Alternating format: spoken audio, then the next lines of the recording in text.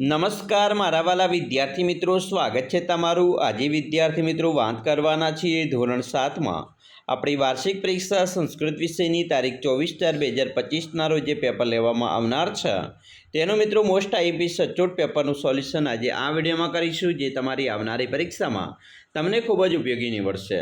તો ચાલો વિદ્યાર્થી મિત્રો વિડીયોની શરૂઆત કરીએ। તેના પહેલાં તમે ખાસ ચેનલમાં નવા હોય તો ચેનલને મિત્રો અવશ્ય સબસ્ક્રાઇબ કરી વિડીયોને લાઇક અને શેર કરવાનું પણ ન ભૂલતા।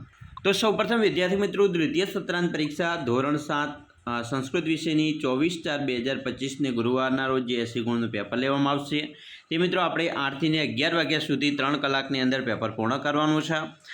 સૌપ્રથમ મિત્રો પ્રશ્ન નંબર 1ની વાત કરીશું। નીચે આપેલા વાક્યનું સુંદર અક્ષરે અનુલેખન કરો।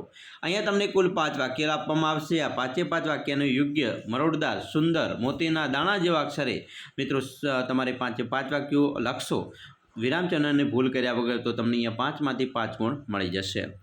પ્રશ્ન 2 છે, ચિત્રને જોઈને સંસ્કૃતમાં શબ્દો લખવાના હોય તો સૌપ્રથમ મિત્રો અહીંયા તમને એક ટીવી આપેલી છે તો એને સંસ્કૃતમાં દૂરદર્શનમ કહેવાય। પંખો આપેલો છે એને વ્યંજનમ કહેવાય। અહીંયા ફ્રીજ આપેલું છે એને શીતકમ કહેવાય। કમ્પ્યુટર આપેલું છે એને ષણગણકમ કહેવાય। અને 5મું છે વિમાન આપેલું છે અને વિમાનમ કહેવાય। આ 5 મિત્રો સંસ્કૃતમાં તમારે ઉત્તર લખશો તો ચિત્રના તમને 5 ગુણ મળી જશે। પ્રશ્ન 3 છે એનો અ છે, નીચે આપેલા શબ્દોનું સંસ્કૃતમાં અનુવાદ કરવાનો છે। જેમાં પહેલું છે જીભ તો એને જીહવા કહેવાય। બીજું છે પગ એને પાદહ કહેવાય। ત્રીજું છે છાશ એને તક્રમ કહેવાય। ચોથું છે મીઠું એને લવણમ કહેવાય। 5મું છે અથાણું એને અવલેહ કહેવાય। 6થું છે ધીરજ તો ધૈર્ય। રણપ્રદેશને મરુભૂમિ, રાજાને નૃપ, મોબાઈલને ભ્રમણ ભાષ અને ફ્રીજને શીતકમ।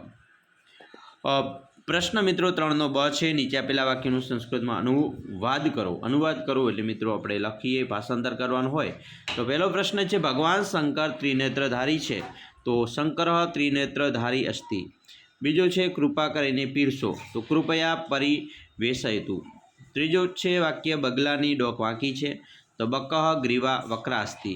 ચોથું છે રાધા કમ્પ્યુટર ચલાવે છે તો રાધા સંગણકમ ચાલયતિ। 5 નેહા પાણી પીવે છે તો નેહા જલમ પીબતી।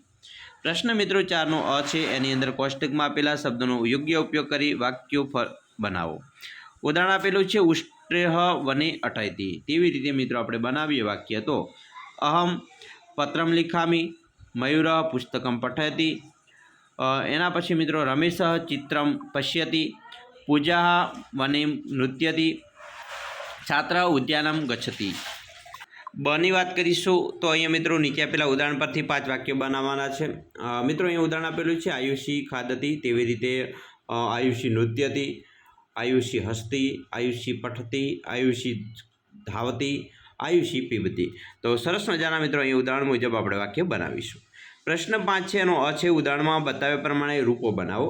જેમ મિત્રો આપેલો છે સિંહ તો સિંહસ્ય થાય તો વાનરનું વાનરસ્ય, પર્વતનું પર્વતસ્ય, શંકરનું શંકરસ્ય, મૃષકનું મૃષકસ્ય અને ગજનું ગજસ્ય થશે।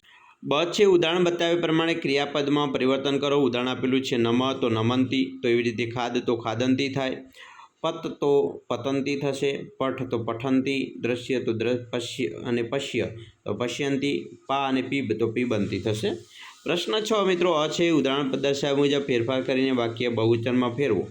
તો ઉદાહરણ આપેલું છે માનવ વૃત્તપત્રમ પઠયતિ તો માનવાહ વૃત્તપત્રમ પઠંતી। તો એવી રીતે એકવચન અને બહુવચનમાં ફેરવીએ તો પહેલું છે માનવ જલમ પીબતી તો માનવાહ જલમ પીબંતી। બીજું છે માનવ ચિત્રમ પશ્યતિ તો માનવાહ ચિત્રમ પશ્યંતી। ત્રીજું છે માનવ રોટિકા ખાદતી તો માનવાહ રોટિકા ખાદંતી। ચોથું છે માનવાહ વનમ ગચ્છતિ તો માનવાહ વનમ ગચ્છન્તિ। એના પછી પ્રશ્ન 6નો બ છે, કૌંસમાં આપેલા શબ્દનો ઉપયોગ કરી ઉદાહરણ બતાવ્યા પ્રમાણે મિત્રો વાક્યો બનાવીને લખો।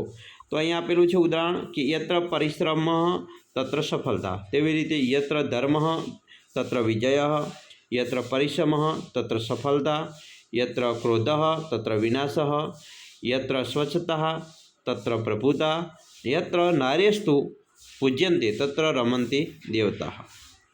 બ છે મિત્રો ઉદાહરણ પ્રમાણે આપણે વાત કરી પ્રશ્ન મિત્રો 7 છે, શ્લોક પૂર્તિ કરવાની છે. અહીંયા પહેલું છે કે ઉદ્યમ સાહસમ ખલ્ય સહાયકૃતમ.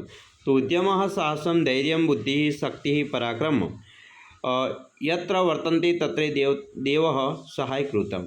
બીજું છે નમંતી ફલીનો. તો નમંતી ફલીનો વૃક્ષ નમંતી ગુણીનો જના શુષ્ક વૃક્ષ મૃખા ચ ન નમંતી કદાયન. અને ત્રીજું છે ઉદ્યમેન હિ ખલ્યા મુખે મૃગા. તો અહીંયા મિત્રો થશે શ્લોક પૂર્તિ. ઉદ્યમેન હિ સિંચયંતે કાર્યાંતિ ન મનોરથે ન હિ સુપ્તસ્ય સિંહસ્ય પ્રાય સંતિ મુખે મૃગા. એના પછી પ્રશ્ન 8 છે, નીચે આપેલા સૂક્તિઓ સમજાવવાની છે. અહીંયા મિત્રો છે સંઘે શક્તિ કલો યોગે. તો કળયુગમાં સંગઠનમાં જ શક્તિ છે. તેવી રીતે બીજું છે આપદી મિત્ર પરીક્ષા. તો મુશ્કેલીમાં મિત્રની પરીક્ષા થાય છે. પ્રશ્ન 9 છે, નીચે આપેલા પદ્યખંડને આધારે પ્રશ્નના ઉત્તર સંસ્કૃતમાં લખવાના છે. અહીંયા મિત્રો તમને આપી દીધું છે પદ્યખંડ, એના આધારે આપણે સંસ્કૃતમાં ઉત્તર લખીએ. તો પહેલો પ્રશ્ન છે કુંતેશ્વરસ્ય સ્થાનમ કુત્ર અસ્તિ. તો અહીંયા મિત્રો થશે કુંતેશ્વરસ્ય સ્થાનમ દક્ષિણધામ અસ્તિ. બીજું છે પશ્ચિમ દિશાયા કવસ્તિ. તો પશ્ચિમ દિશાયા કૃષ્ણ વસ્તિ. ત્રીજું છે પૂર્વ દિશાયા રક્ષણમ કરોતિ. તો પૂર્વ દિશાયા રક્ષણમ કાલિકા કરોતિ. ચોથું છે અંબા કશ્ય દિશાયામ રક્ષતી. તો અંબા ઉત્તર દિશાયા રક્ષતી. પાંચમું છે કા ભૂમિ દેવરક્ષિતા અસ્તિ.